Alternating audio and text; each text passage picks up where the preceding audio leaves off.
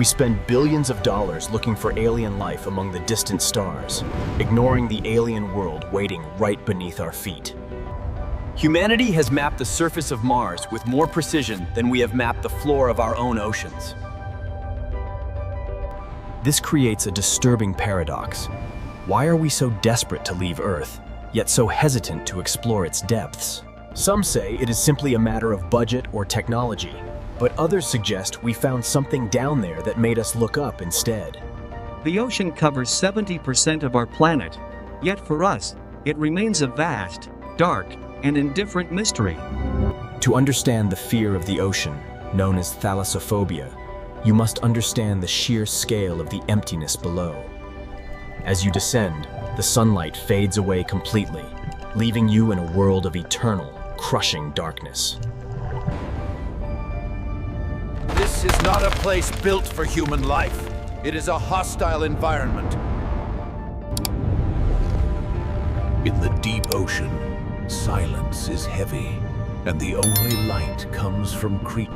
We like to believe we are the masters of this planet, but the ocean reminds us that we are merely tourists on the surface. Down in the midnight zone, time moves differently, and ancient creatures. The deeper you go, the more alien the life forms become, defying all the biological rules we understand on land. This raises a terrifying question. If life can exist in such extreme conditions here, what is stopping it from evolving intelligence? Perhaps the reason we haven't found aliens in space is because the most advanced civilizations hide in the deep oceans of their worlds. Water is the perfect shield against cosmic radiation, meteors, and the prying eyes of other species looking for signals. If a civilization wanted to remain undetected, building beneath the ice or deep water would be the smartest survival strategy. But for us, the ocean is a source of primal fear. Thalassophobia is not just a fear of water. It is a fear of the unknown that lurks just beneath the surface tension. It is the feeling of dangling your legs in deep water, realizing that something enormous could be swimming beneath you right now. We assume the ocean is empty because we cannot see the bottom. But the ocean is never truly empty. In 1978, NASA shifted its focus abruptly from exploring the seas to exploring the stars, leaving many to wonder why. The official story is budget and scientific priority, but the timing of the shift has fueled decades of speculation.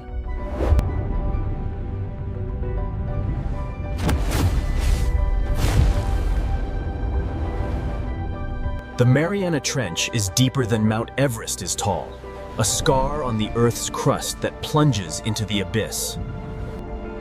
Only a handful of humans have ever descended to its bottom, fewer than have walked on the surface of the moon.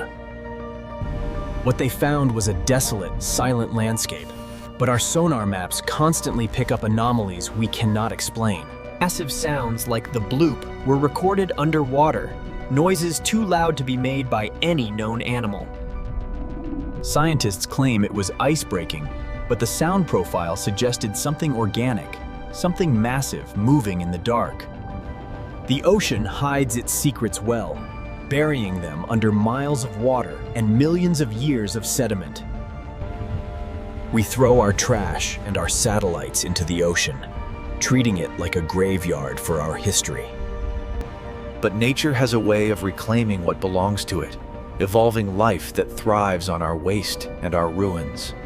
Nuclear weapons turn intelligence into a self-imposed survival challenge, a rigorous test where no external enemy is required to end the story. Down here, light does not mean hope. Light usually means you have been found by a predator. This inversion of our reality is what makes the ocean so psychologically terrifying to the human mind. We rely on vision to survive, but in the deep ocean, vision is useless, and our senses fail us completely. Imagine being suspended in a void, where there is no up or down, only infinite black water in every direction. This isolation is closer to being an astronaut spacewalking than to anything we experience on dry land. The pressure at the bottom of the trench is 8 tons per square inch, enough to turn a human body into nothing instantly. Yet, life persists there, adapting forms that look like nightmares drawn by a feverish imagination. Giant squids, translucent jellies, and fish with teeth so long they cannot close their mouths dominate this alien kingdom. If we found these creatures on Jupiter's moon Europa, we would call them aliens without hesitation. But because they share our planet, we dismiss them, even though we have no connection to their world. The Great Filter theory usually applies to space, but perhaps the first filter was the ocean itself. Maybe intelligent life is rare on land because escaping the safety of the water is a dangerous evolutionary risk. We look at the ocean as a resource, but it might be viewing us as a temporary infestation on the dry parts of its world. Explorers who return from the deep often describe a spiritual change, a humility forced upon them by the darkness. They realize that Earth is not a planet of continents separated by water, but a water planet with islands of dirt. And in that water, things are happening that we are not meant to see. Cycles of life and death that predate humanity. Sonar technology continues to improve, but every new map reveals more questions than answers about the seafloor. Strange geometrical formations, massive underwater rivers, and currents that behave like atmospheric storms. We know more about the craters of the moon than we know about the mountains beneath the Pacific Ocean. This ignorance is dangerous because the ocean drives our climate, our weather, and ultimately our survival. If something changes down there, deeply and fundamentally, we might not know until it is too late to react. The ice caps are melting, releasing ancient water and perhaps ancient things that have been frozen for epochs. Thalassophobia is an instinctual warning system, telling us that we do not belong in the blue void. It whispers that the surface is safe, but the depths are the domain of monsters and gods we stopped believing in. Perhaps NASA stopped looking because they realized that some mysteries are better left unsolved in the dark. We broadcast our location to the stars, inviting strangers while ignoring the neighbors living in our basement. If the dark forest theory is true for space, the ocean is the darkest forest of all, full of silent hunters. Every time a submarine disappears, the ocean does not care about our machines. It swallows them whole and erases their existence in minutes.